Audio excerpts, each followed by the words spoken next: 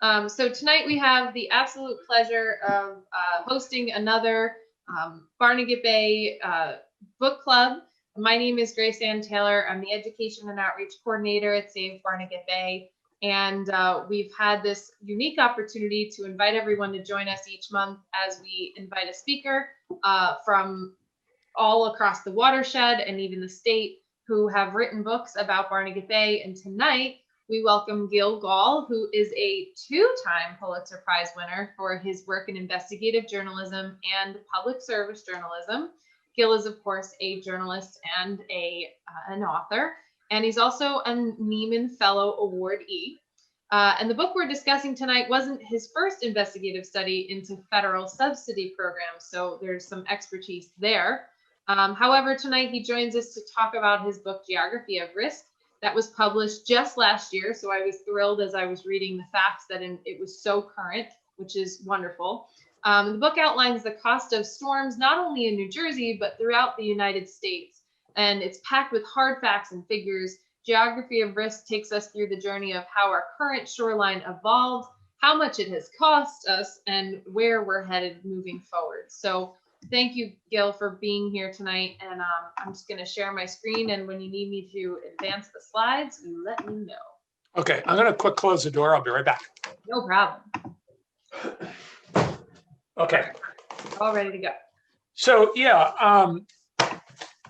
I mean, for me, it feels like a century ago that the book came out and that I wrote the book, because really I started researching the book way back in 2015. And the origin, I like to tell people this story because I think it's important. The origin of this story is has a couple facets to it.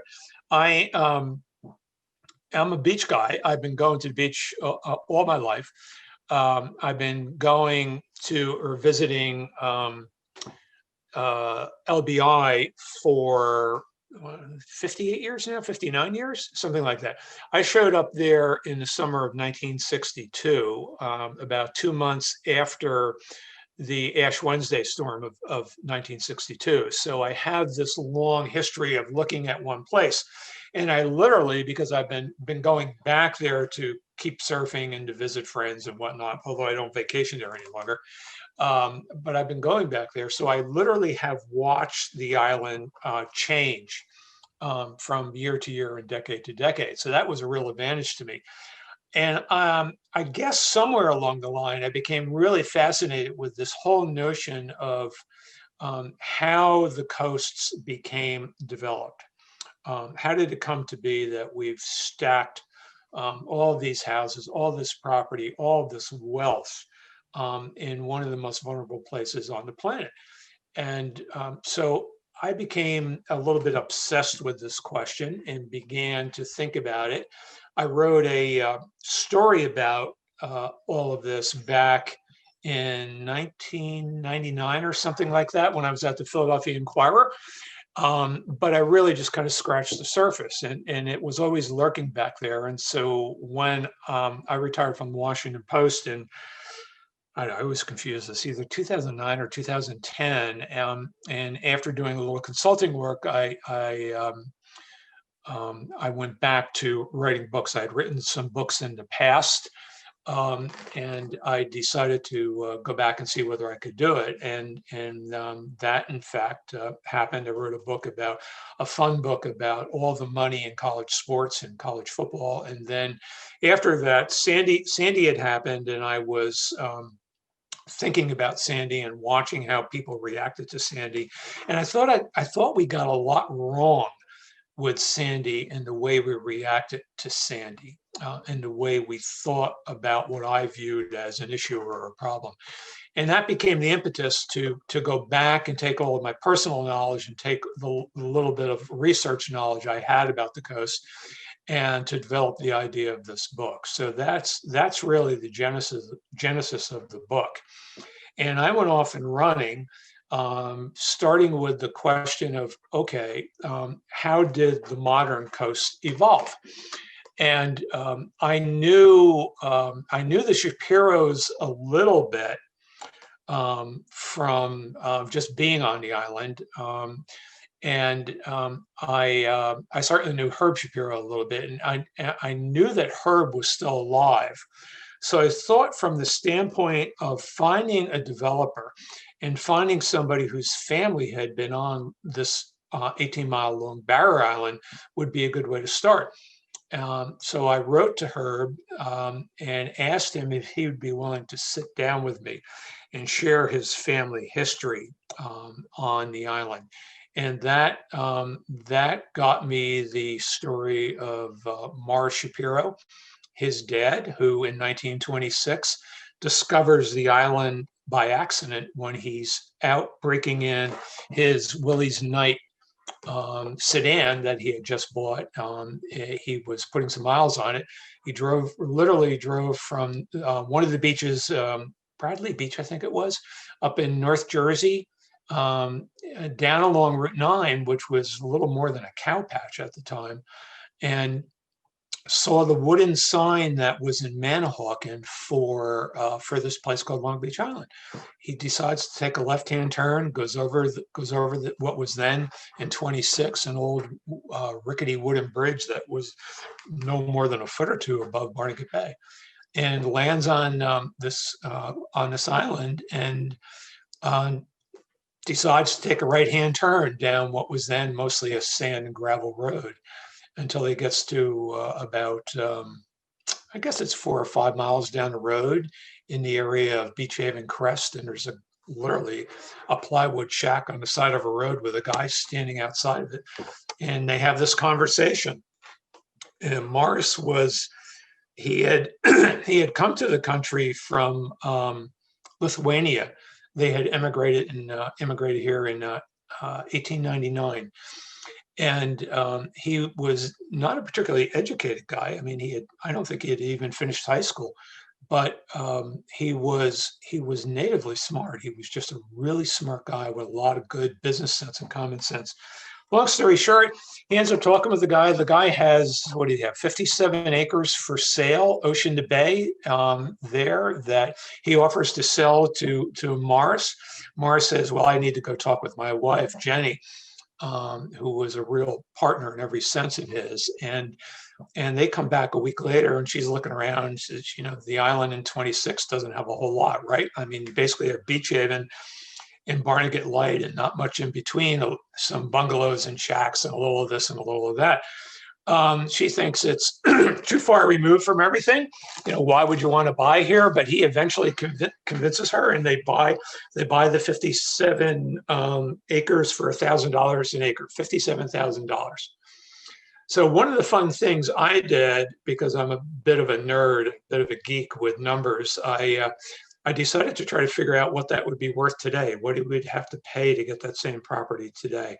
And I forget the exact number I used in the book. I think I said something like $477 million. So it just shows you the appreciation in the property, which is another element of the story of the coast. It's a lot about, not only do we end up stacking the coast with millions and millions of properties, but we end up stacking the coast with all of this incredible wealth, this assets. I mean, I estimate that the immediate coast, or what I call the near coast, which is the barrier islands, the headlands, the ocean fronts, and the near back bays. I literally added up all the property values for those counties and came up with a figure of $3 trillion, which I know is conservative. Some people think it's as high as 10 trillion, but they're including New York City and some other, Boston and some other coastal cities, which I think changes the argument a little bit. So anyway, I mean, that's what I was thinking about. And then as I went along, I began to think about, when Sandy happened, I began to think about, well, okay, what did we learn from the storm? What did it teach us? What didn't we learn? And so I began to think about issues of, well, what happens when you put all this property in harm's way? Not only does it get in harm's way, but what does that say about how we developed all this area? What does it say about the politics of all of this? When I thought about Sandy, I thought about how we responded to the storm, especially initially. You know, you had people giving the governor a lot of high marks initially for the storm, because what he said a few of the right things, and they had a kumbaya moment where he and the president hugged, and I forget where they were, whether that was Atlantic City or up in Seaside Heights, but on the boardwalk there. And then really Christie basically walks away from the issue because politically he becomes more interested in running for president. He thought it was his moment, and he leaves the big questions of what do we want the coast to look like after Sandy, to some underlings, and they pretty much did nothing. And so we ended up building back as quickly as we possibly could in order to reopen the beach towns by the following Memorial Day, which I think was 7 months away, and not wrestling with all the really important questions, in my opinion. And by that, I mean not only what Sandy had taught us, but what's coming down the pike. And what is the coast going to look like in the future as we deal with climate change, as we deal with rising water, as we deal with warming ocean temperatures, all of which are happening, warmer air, all the CO2 in the atmosphere, which has saturated the atmosphere and made it wetter, which has also led somewhat improbably to this phenomena of on Lake Zeta, which just rushed ashore in Louisiana. Storms that stall out at the coast, like Harvey, like Florence, and like Imelda, where they sit there and they park there and they just become rain bombs and dump tens of inches of rain in a matter of hours onto places like Houston and all the communities east of Houston and in Louisiana, or in Wilmington and outside the inner banks of North Carolina, which flooded horrifically in Florence. And so, I mean, these are some of the key issues that I was interested in and that I'm still interested in, and thinking about, and what makes this so incredibly important going forward. All right, I need to take a drink of water. So why don't I pause here? Why doesn't somebody ask me a question, and then I can fill in some of the gaps and some of the specific things we want to talk about.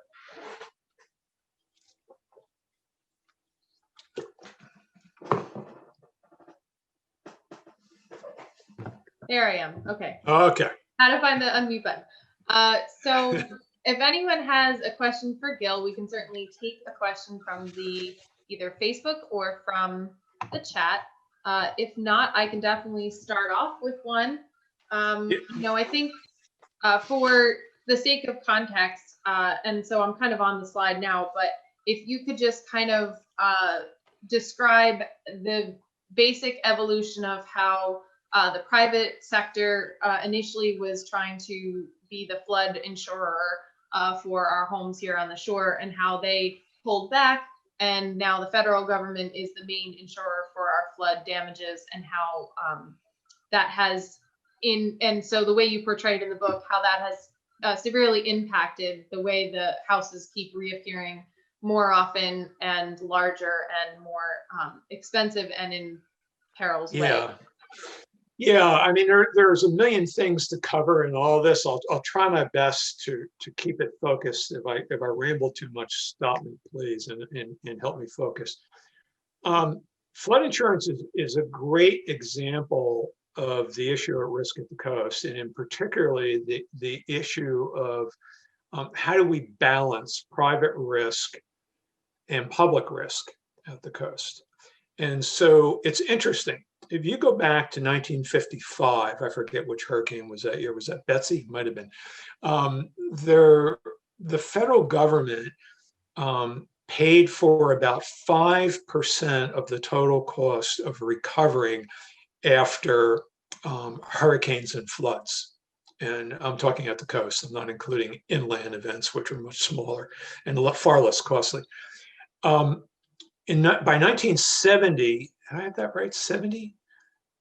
I think I have that right. Or maybe just go with today. By today, that average is up to about 70 to 75% of the cost of the recovery. So that does a number of things, right? That also happens to dovetail, interestingly enough, with the exact period of the rise of the modern coast, because the coast really begins to fill in after World War II, because a few years after the war, the economy is humming along.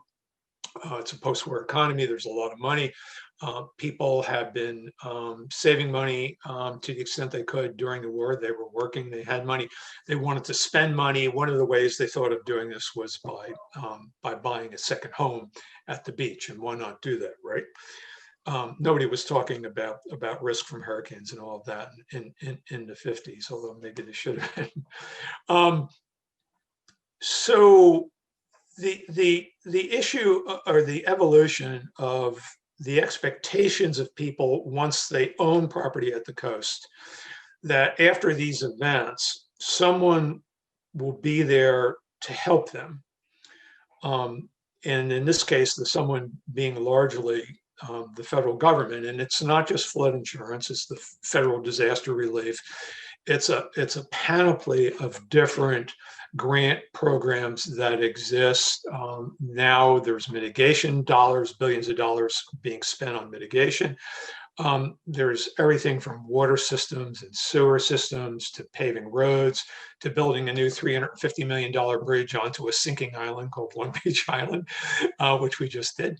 It's astounding how much money since, is it 2000 or 1980? I forget.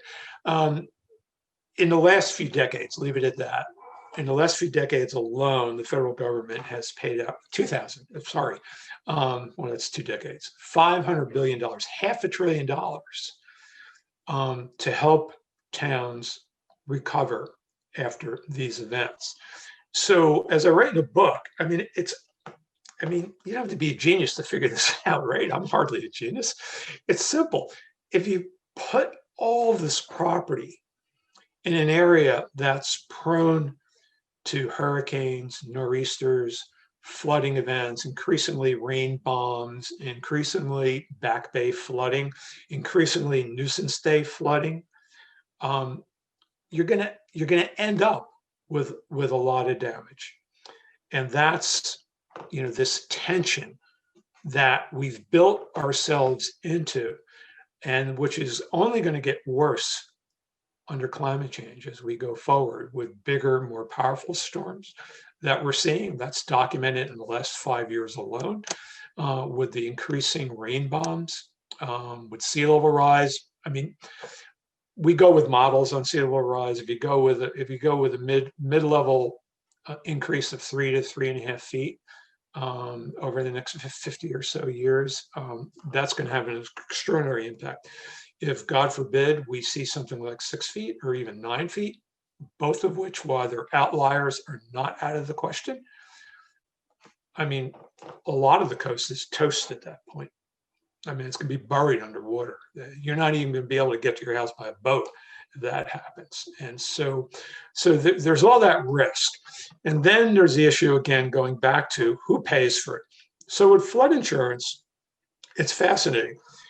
The history of flood insurance is that members of Congress tried as early as the 1920s to come up with a federal flood insurance program. After the 1927 flood of Mississippi, private insurers began to flee the market. There wasn't a whole lot there to begin with, but there was private flood insurance. And, they get whacked in the Mississippi flood. They get whacked in some other inland flooding, not coastal flooding. But then, they walk away. There are hearings held. So we need the federal government to step in here. We need federal flood insurance. And they're mostly talking inland at that time because there's not that much on the coast to worry about. But over time, the coast begins to fill in. So you see continuing discussions and hearings in Congress through the 50s. Truman wanted it, Kennedy wanted it, who else before that? Well, then Lyndon Johnson wanted it.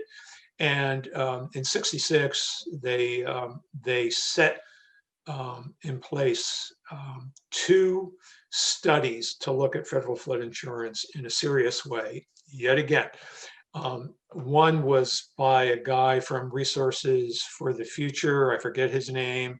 He was a geographer. And then there was Gilbert White, who is one of the most famous geographers in American history. Absolutely cool and fascinating guy. He was, well, I won't quote that. But anyway, his area of expertise was flooding. And so he was a natural to name to a new commission to study flood insurance. And Gilbert White studied the problem for a year with a number of other really smart people. They come up with a study, and the conclusions are in the study, which then go to Johnson, are that yes, you can have a federal flood insurance program. You can do this, but you can only do it if you set in place a number of conditions. And the conditions ranged from, you have to have serious land use tied to any federal flood insurance program. That's because you don't want to encourage additional development. There is a slide on all this. I think it's the next one, where in coast or in floodplains. By '66, we're including both coastal floodplains and inland floodplains. You can't do that. You can't. You don't want to encourage it. So you want to have towns and communities that are allowed into the program set serious land use rules that would push development away from the riskiest places, out of the floodplains, to the extent you could do that. And then they said, Gilbert said, it has to be a program where the prices or premiums reflect the actual risk. You can't either directly or indirectly subsidize the premiums, because if you do that, you're going to create moral hazard. You're going to encourage people to build in places where they shouldn't be building. There were a number of other things, but his key point was that if you don't do these things, it's going to fail. It's not going to work. We're going to set up a calculus where this program is going to go bankrupt really quickly. And so what did Congress do? They ignored what Gilbert said, and they did the exact opposite. They subsidized the premiums, and they subsidized the riskiest premiums at the highest rate. Some of the old flood-prone houses that were sitting on the dunes or parked on top of concrete pads along the coast, in which they already knew flooded, got 90% subsidies in the first few years of the program. They eventually declined over time. In other words, the premium went up over time, but they never got to a point where they reflected the real risk of the floods that they faced. So for the first 20 or 30 years of the program, it happened to coincide with a period where the Atlantic Ocean was relatively calm, where we didn't have a lot of dramatic catastrophic hurricanes. So the program lost money, but it didn't lose extraordinary sums of money in those early decades. So it was kind of easy to ignore the fundamental underlying problem with the way the program was structured. But then what happened was all hell broke loose. And you saw it in, it shows really, I have this nice graph here. You saw it initially with Allison, which was a tropical storm, which became a rain bomb over Houston, which gets flooded all the time because it's built on top of an old coastal prairie. And then you had Ivan, and then you had Katrina. And you look at that number, I mean, Katrina, oh my God, $16 billion just in one storm. Stunning. I know what I forgot to tell you. They didn't build in any reserves into the premiums, so that they didn't have the equivalent of a rainy day fund in the flood insurance program. So when a storm like Allison or Katrina rolled along, they didn't have any money to cover the premiums. So the way the program was structured, the financial backstop for flood insurance is the US Treasury. You go to Congress and you say, well, we've got $15 billion worth of claims here that we can't pay. Clearly, we want to pay these claims. And if you're a congressman from Louisiana, for example, you're certainly not going to say, oh, yeah, I'm really worried about the federal debt. No, we better not do this. I mean, you want them to pay those claims, right? Because that's how you get elected. They're your constituents. So FEMA, in theory, borrows the money from the US Treasury to pay the claims, although there's really never an expectation that this money's ever going to be paid back, because they're never going to come up with $16 billion. I mean, what are they going to do? They're going to raise their premiums that much, because then the program would be unaffordable and everybody would flee the program, which they didn't want either. So they're stuck. And then we enter this period where the Atlantic Ocean heats up, and we have all of these truly catastrophic hurricanes. And in addition to wind, you have storm surge and water, and you have all this property, a toxic mix, right? And you see these floodplains go up. Sandy is another great example of it. Harvey this is an old number for Harvey. Harvey's now over 9 billion.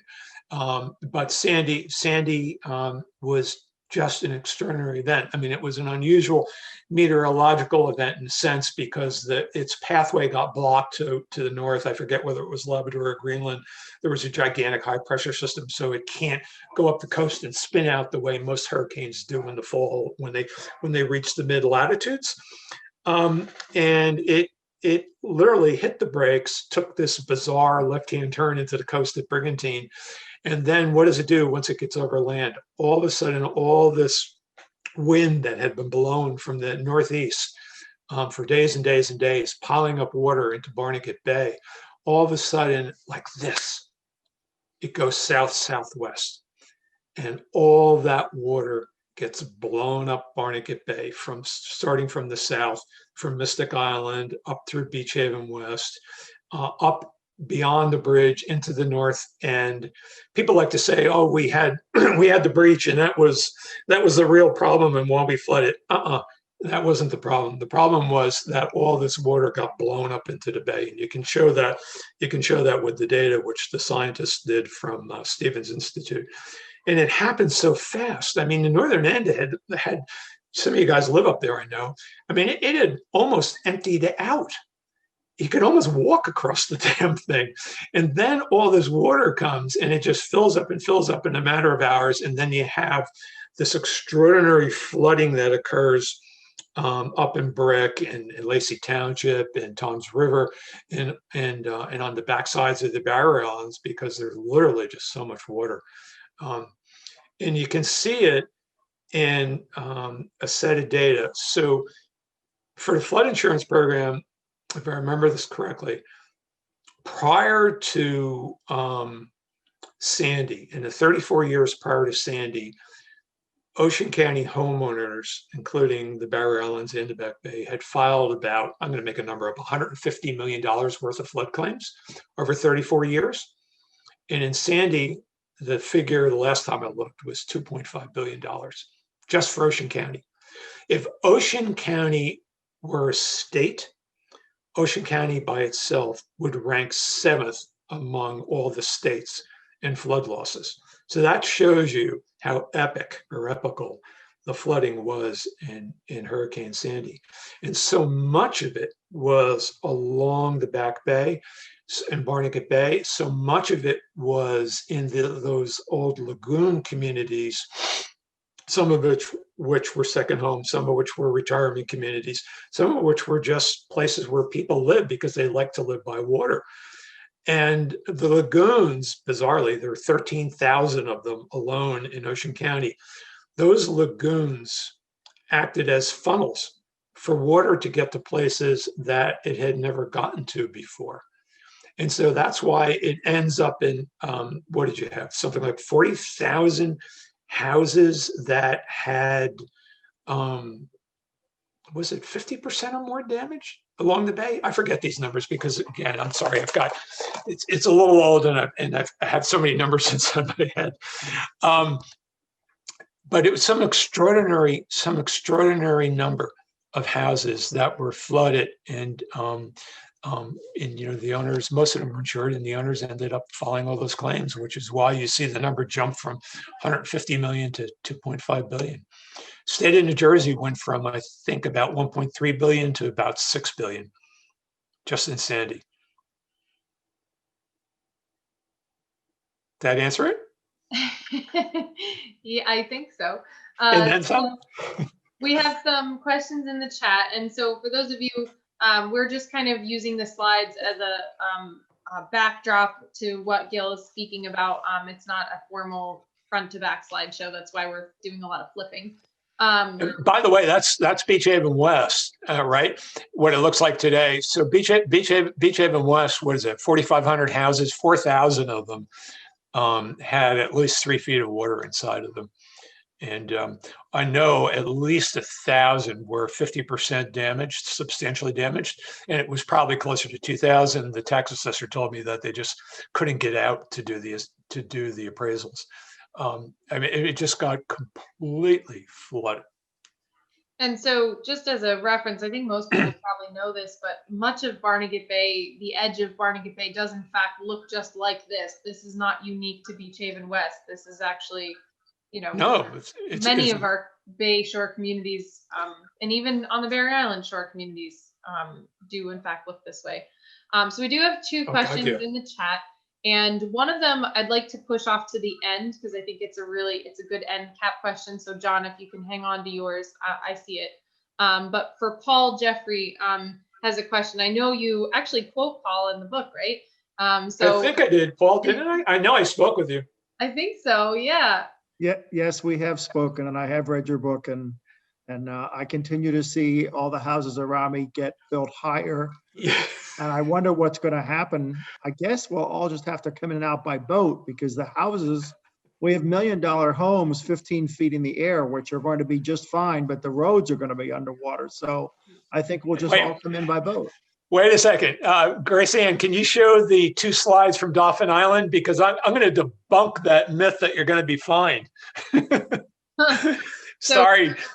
Paul, you have a question here for Can you show those though first, Dolphin Island? Yeah, I'm gonna get there. One sec. Because I just want to, as long as we're on that point, keep going. Yeah, so it's Dauphin Island, which just got whacked in Zeta. This is the west end of Dauphin Island. I've been going to this place not to stay, but to visit after storms since '98. Because in my opinion, it's the most vulnerable barrier island in America. This is on, calm day, and you can see how the homes on the west end, and these are all the expensive homes. They're all second homes, the vacation homes that they rent out. And so that's what it looked like. And then you flip to the next slide, you can see the houses are all elevated, right? I don't know when I took this slide, I forget. But these homes on Dauphin Island in '98, a lot of them were on concrete pads.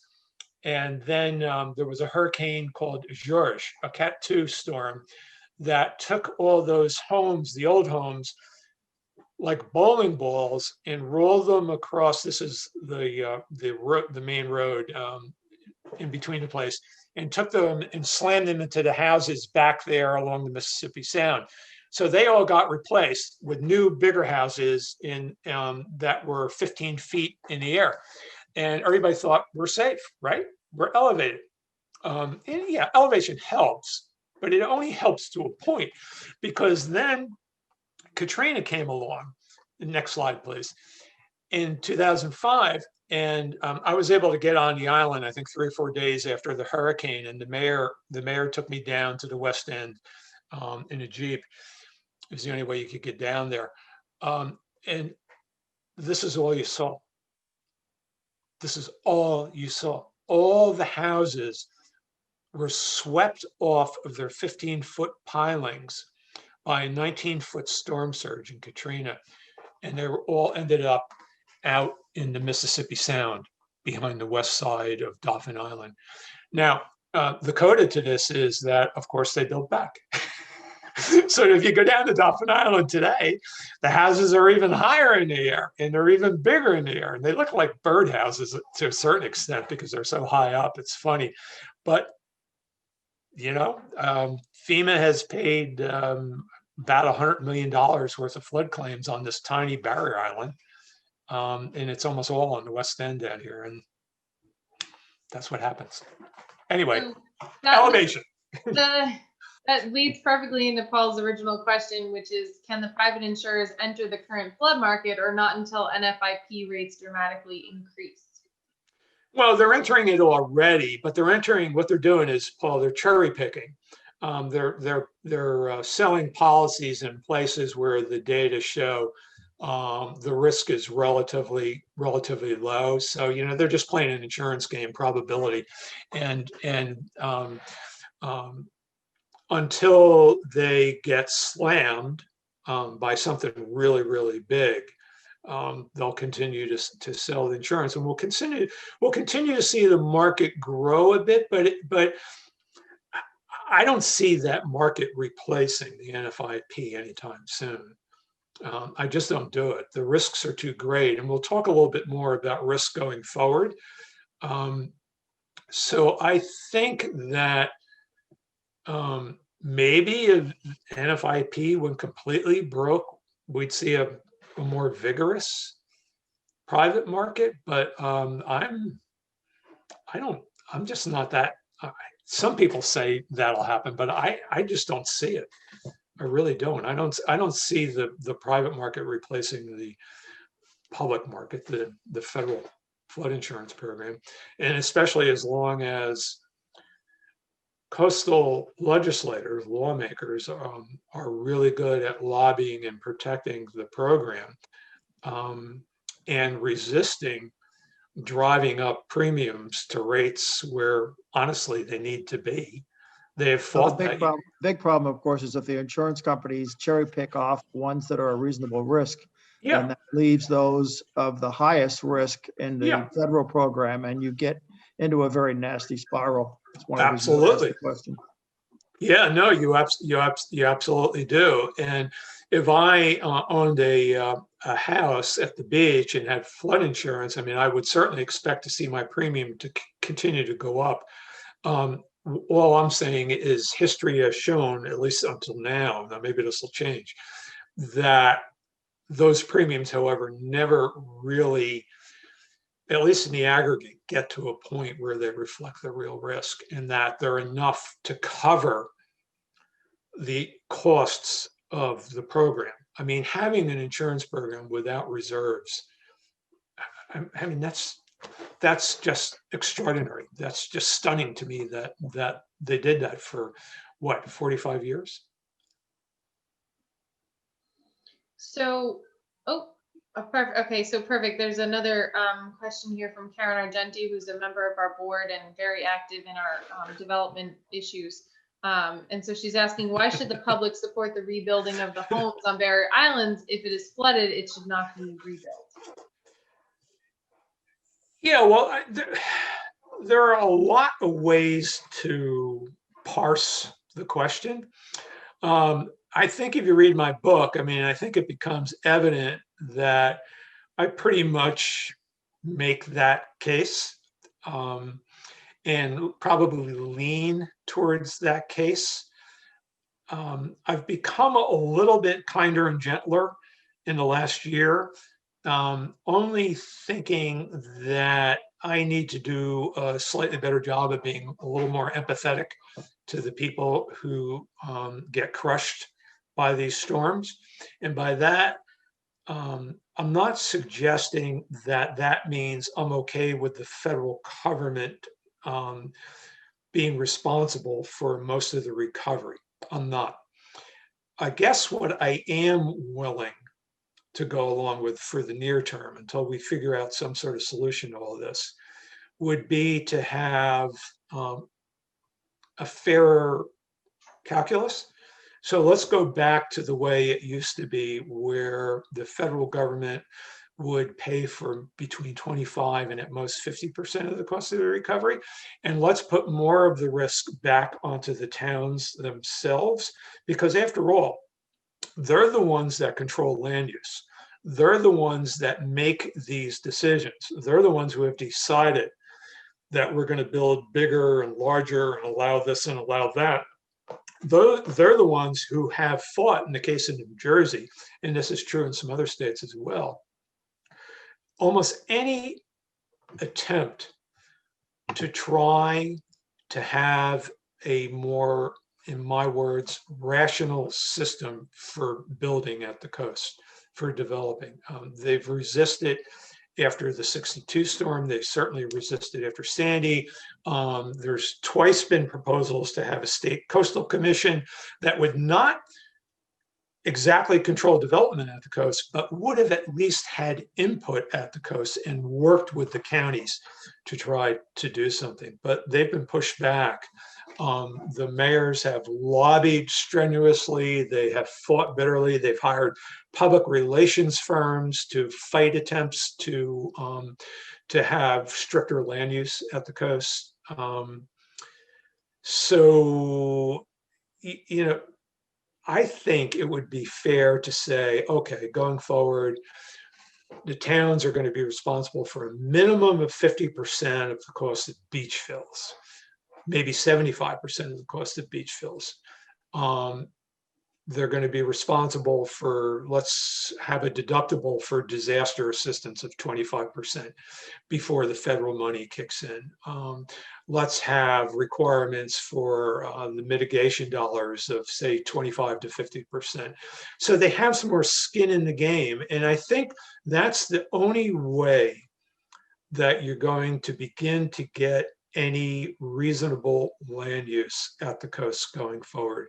We can talk about resilience forever, and it's useless unless you build in land use.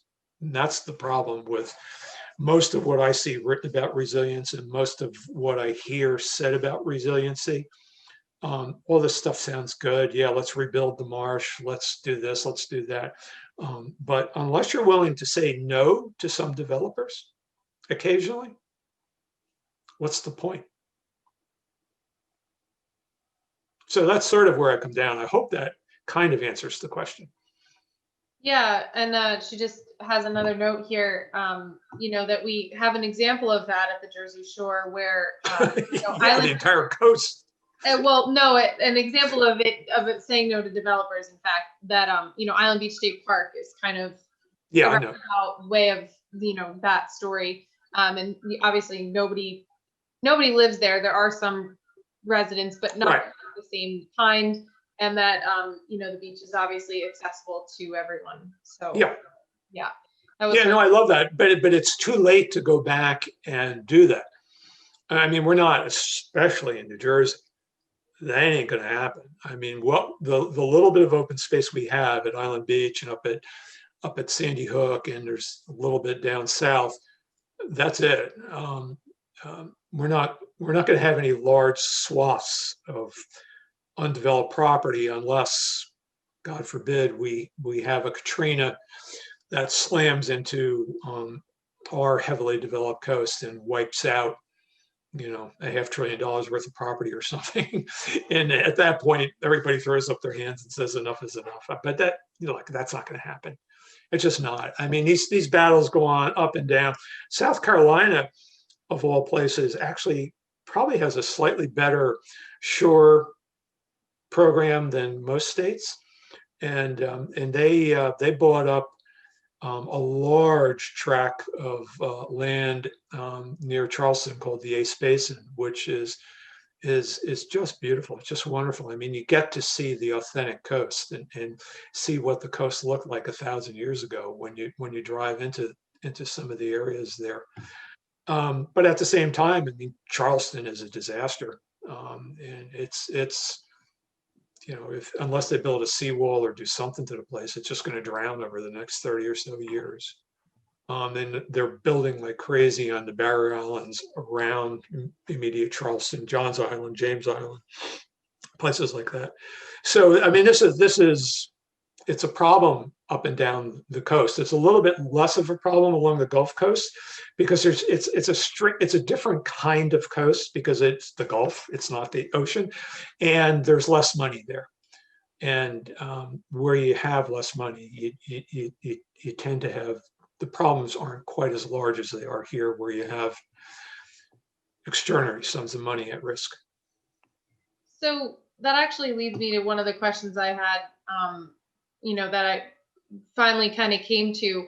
I think, here at the Jersey Shore, we see a lot of economic value in our, obviously tourism is a huge thing for us. And part of that is, our beach rental homes and so on, and our real estate and everything else. So, when we talk about flood insurance and how that has come in and helped people rebuild, in your research and opinion, were you seeing other social and economic groups able to access that same help, or was it that you had to be a little well off in the first place to have the time and the resources to apply for these programs, get the money, and rebuild? You go over this in the book, actually, Yeah. that the growth of our region has evolved so much from the blue collar folks that came down, mom, dad, and kid with a few dollars in their pocket, versus now where you really have to be of some wealth to own a home on these barrier island places. Oh yeah. You can't buy a beach house on a barrier island in New Jersey unless you have a lot of money these days. And that's part of the change. I mean, that takes us in a slightly different direction. I think he asked if I saw really kind of raising an equity question of in terms of the response. And I think that the barrier islands clearly were able to get back on their feet, so to speak, much more quickly. And part of it was simply that the people who own the houses had more access to capital, and so they could do that. In some cases, and this will sound a little bit weird, but they were smarter in the sense of how to work the system and how to use the system because maybe they had more experience that way. The back bay areas, some of the communities along the back bays were much slower to access money to get help from the state. The REM program, the RM program was a nightmare for people to deal with. Some of the other programs were a nightmare to deal with. So people didn't get money, certainly not in a quick way.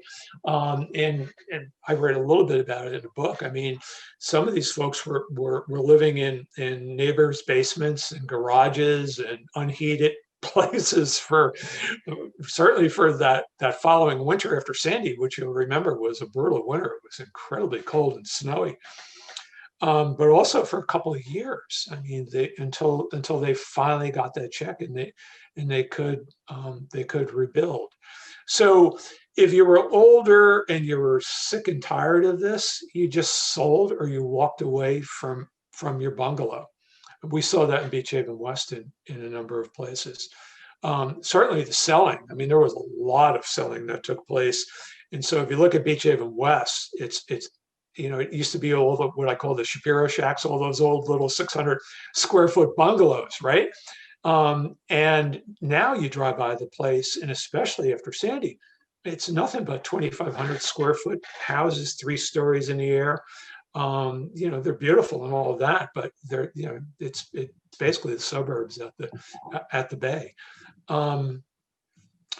So, yeah, I would say there certainly were inequities in the way it was dealt. Some of it was political. I didn't dig into that deeply enough because that frankly would have taken another year to prove. I'm sure I could have shown it, but it really was taking me another step or two away from what I wanted to write about.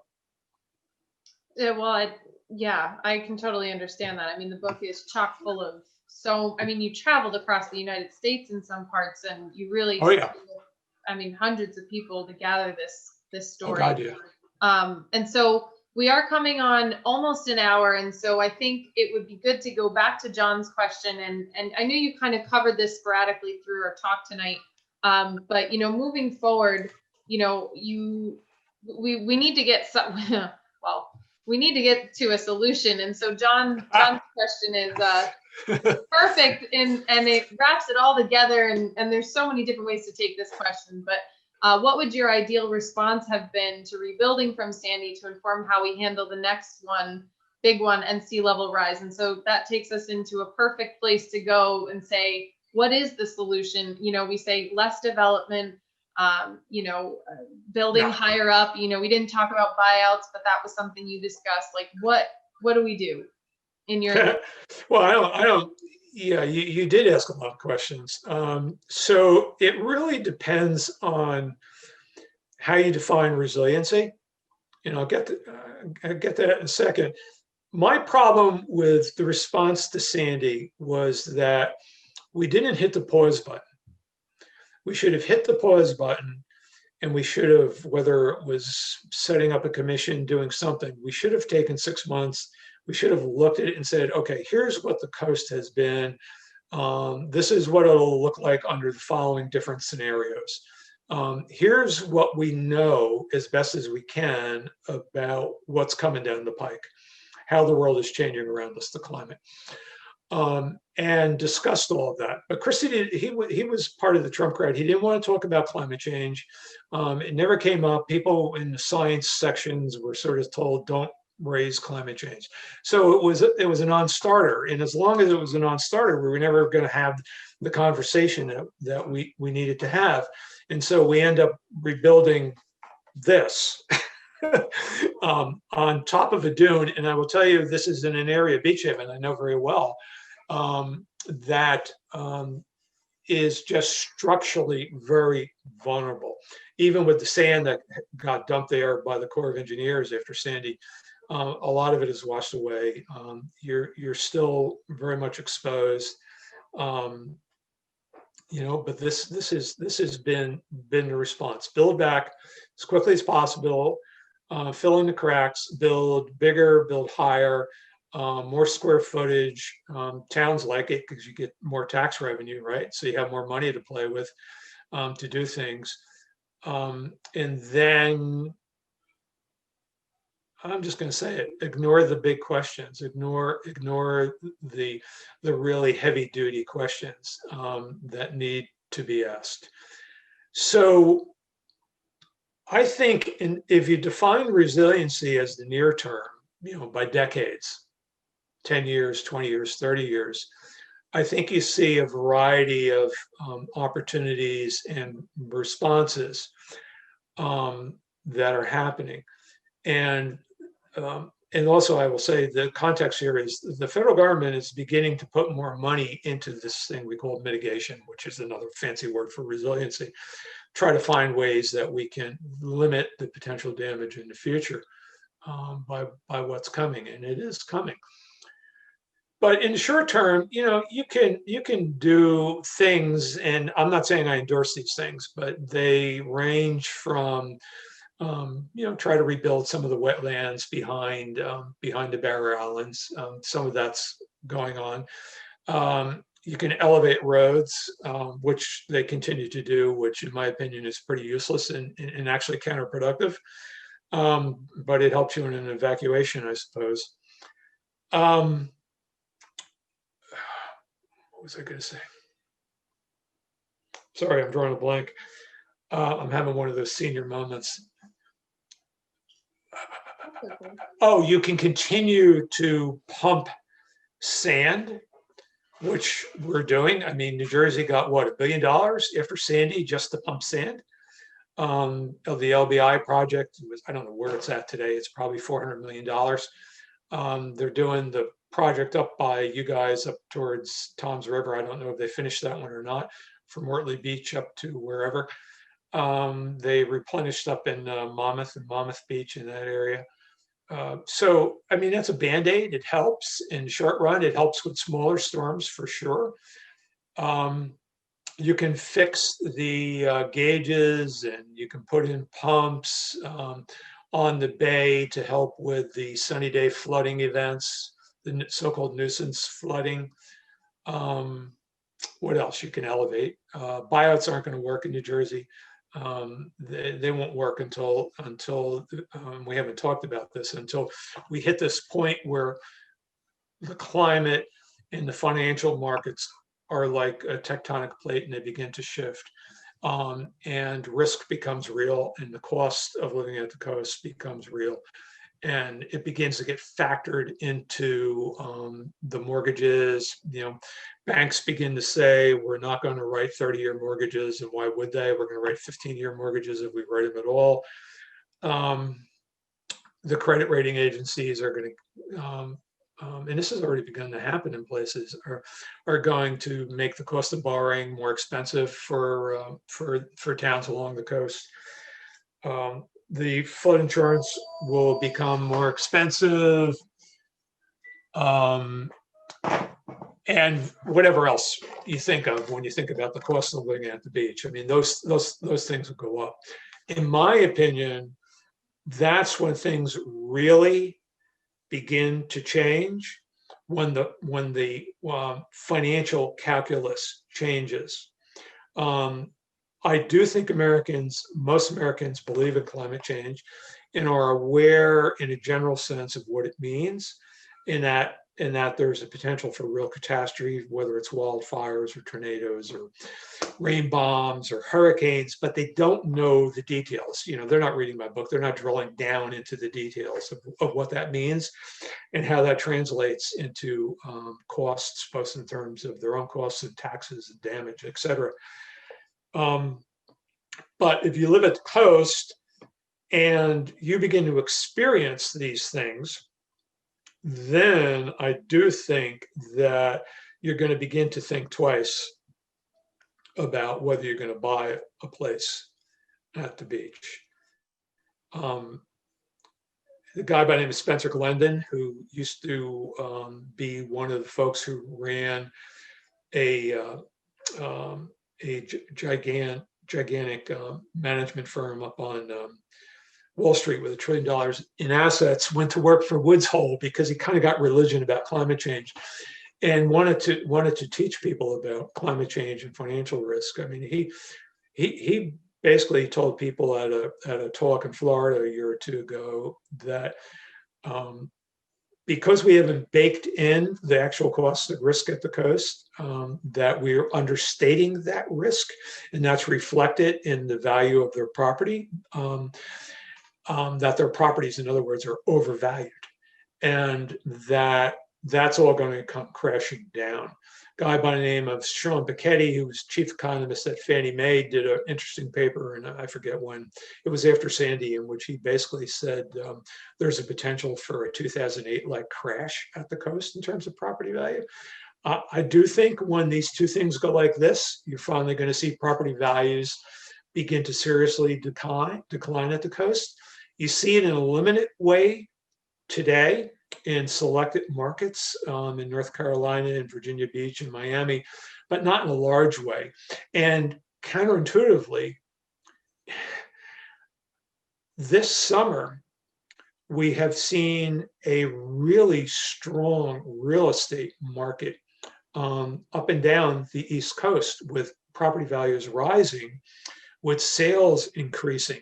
And I was confused by this, and I couldn't figure out what the heck was happening. But then I talked to some realtors and to a couple of mayors, and it was part of it was simply that the low interest rates that we have, which are historically low because of what the Fed has been doing.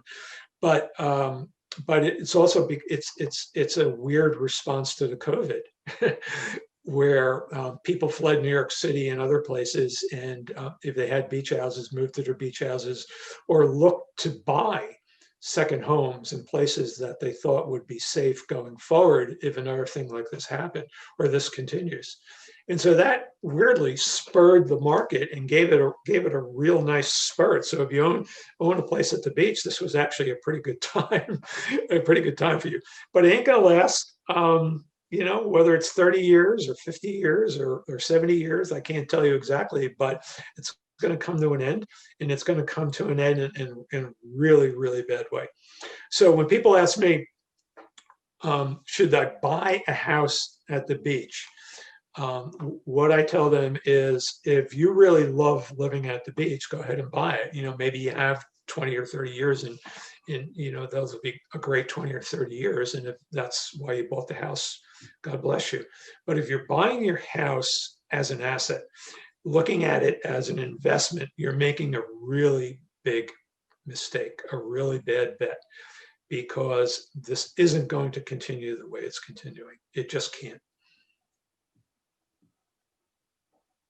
Yeah, and that's kind of the interesting thing, buying a house for just a little while versus, thinking about future generations, future of everyone that lives here, and the economic value and everything else. So, well, yeah. And it's interesting too. I write about it in the book. One of the things that's happened over the last 3 decades is that the way folks who buy at the beach think of the house has shifted. And it used to be that, you bought the house and you go down and, in the old days, the mom would go down for the summer with the kids. In recent times, they would go down for at least a couple of weeks or on weekends. And, you throw a towel over the outdoor shower and you go to the beach all day, right? And that's vanished. It's gone away. And that's, in my opinion, sad, because I'm an old fart, and because I grew up in an era of surf shacks and loved that way of life.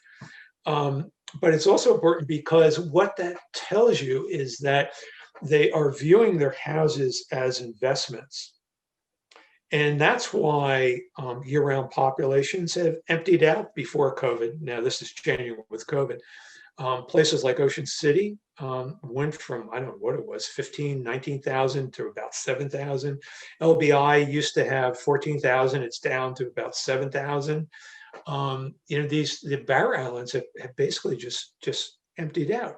They don't live there year round, and the houses are hardly being used.